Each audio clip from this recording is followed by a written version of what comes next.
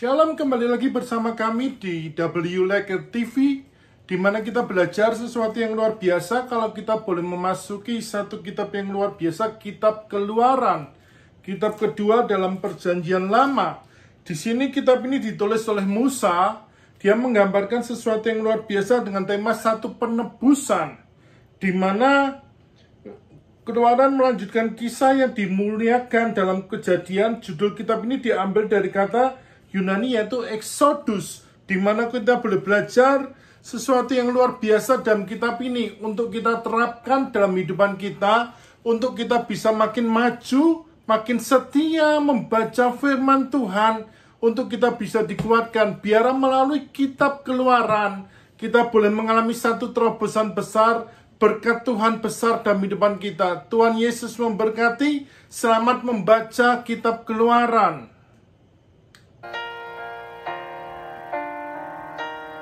Keluaran pasal 22. Peraturan tentang jaminan harta sesama manusia. Apabila seseorang mencuri seekor lembu atau seekor domba dan membantainya atau menjualnya, maka ia harus membayar gantinya, yakni 5 ekor lembu ganti lembu itu, dan 4 ekor domba ganti domba itu. Jika seorang pencuri kedapatan waktu membongkar, dan ia dipukul orang sehingga mati, maka si pemukul tidak berhutang darah. Tetapi jika pembunuhan itu terjadi setelah matahari terbit, maka ia berhutang darah. Pencuri itu harus membayar ganti kerugian sepenuhnya. Jika ia orang yang tak punya, ia harus dijual ganti apa yang dicurinya itu. Jika yang dicurinya itu masih terdapat padanya dalam keadaan hidup, baik lembu, keledai, atau domba, maka ia harus membayar ganti kerugian 2 kali lipat. Apabila seseorang menggembalakan ternaknya di ladangnya atau di kebun anggurnya, dan ternak itu dibiarkannya berjalan lepas, sehingga makan habis ladang orang lain, maka ia harus memberikan hasil yang terbaik dari ladangnya sendiri, atau hasil yang terbaik dari kebun anggurnya sebagai ganti kerugian. Apabila ada api dinyalakan, dan api itu menjilat semak duri, tetapi tumpukan gandum atau gandum yang belum dituai, atau seluruh ladang itu ikut juga dimakan api, maka orang yang menyebabkan kebakaran itu harus membayar ganti kerugian sepenuhnya. Apabila seseorang menitipkan kepada temannya uang atau barang, dan itu dicuri dari rumah orang itu, maka jika pencuri itu terdapat, ia harus membayar ganti kerugian 2 kali lipat. Jika pencuri itu tidak terdapat, maka tuan rumah harus pergi menghadap Allah untuk bersumpah bahwa ia tidak mengulurkan tangannya mengambil harta kepunyaan temannya.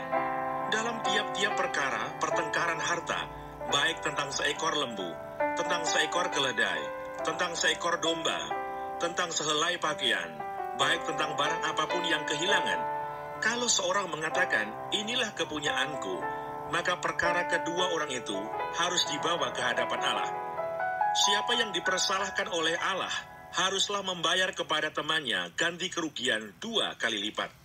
Apabila seseorang menitipkan kepada temannya seekor keledai, atau lembu, atau seekor domba, atau binatang apapun, dan binatang itu mati, atau patah kakinya, atau dihalau orang dengan kekerasan, dengan tidak ada orang yang melihatnya, maka sumpah di hadapan Tuhan harus menentukan di antara kedua orang itu, apakah ia tidak mengulurkan tangannya mengambil harta kepunyaan temannya, dan pemilik harus menerima sumpah itu, dan yang lain itu tidak usah membayar ganti kerugian.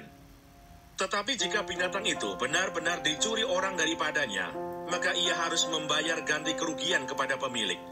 Jika binatang itu benar-benar diterkam oleh binatang buas, maka ia harus membawanya sebagai bukti. Tidak usah ia membayar ganti binatang yang diterkam itu. Apabila seseorang meminjam seekor binatang dari temannya, dan binatang itu patah kakinya atau mati, ketika pemiliknya tidak ada di situ, maka ia harus membayar ganti kerugian sepenuhnya. Tetapi jika pemiliknya ada di situ, maka tidak usahlah ia membayar ganti kerugian. Jika binatang itu disewa, maka kerugian itu telah termasuk dalam sewa. Apabila seseorang membujuk seorang anak perawan yang belum bertunangan dan tidur dengan dia, maka haruslah ia mengambilnya menjadi istrinya dengan membayar mas kawin. Jika ayah perempuan itu sungguh-sungguh menolak memberikannya kepadanya, maka ia harus juga membayar perak itu sepenuhnya, sebanyak mas kawin anak perawan. peraturan tentang dosa yang keji. Seorang ahli sihir perempuan janganlah engkau biarkan hidup. Siapapun yang tidur dengan seekor binatang, pastilah ia dihukum mati. Siapa yang mempersembahkan korban kepada Allah, kecuali kepada Tuhan sendiri, haruslah ia ditumpas. Peraturan tentang orang-orang yang tidak mampu. Janganlah kau tindas atau kau tekan seorang orang asing, sebab kamu pun dahulu adalah orang asing di tanah Mesir. Seorang janda atau anak yatim janganlah kamu tindas. Jika engkau memang menindas mereka ini, tentulah aku akan mendengarkan seruan mereka. Jika mereka berseru-seru kepadaku dengan nyaring, maka murkaku akan bangkit, dan aku akan membunuh kamu dengan pedang, sehingga istri-istrimu menjadi janda, dan anak-anakmu menjadi yatim. Jika engkau meminjamkan uang kepada salah seorang dari umatku, orang yang miskin di antara kamu, maka janganlah engkau berlaku sebagai seorang penagih hutang terhadap dia. Janganlah kamu bebankan bunga uang kepadanya. Jika engkau sampai mengambil jubah temanmu sebagai gadai, maka haruslah engkau mengembalikannya kepadanya sebelum matahari terbenam. Sebab hanya itu saja penutup tubuhnya, itulah pemalut kulitnya. Pakai apakah ia pergi tidur? Maka apabila ia berseru-seru kepadaku, aku akan mendengarkannya, sebab aku ini pengasih. Berbagai-bagai peraturan.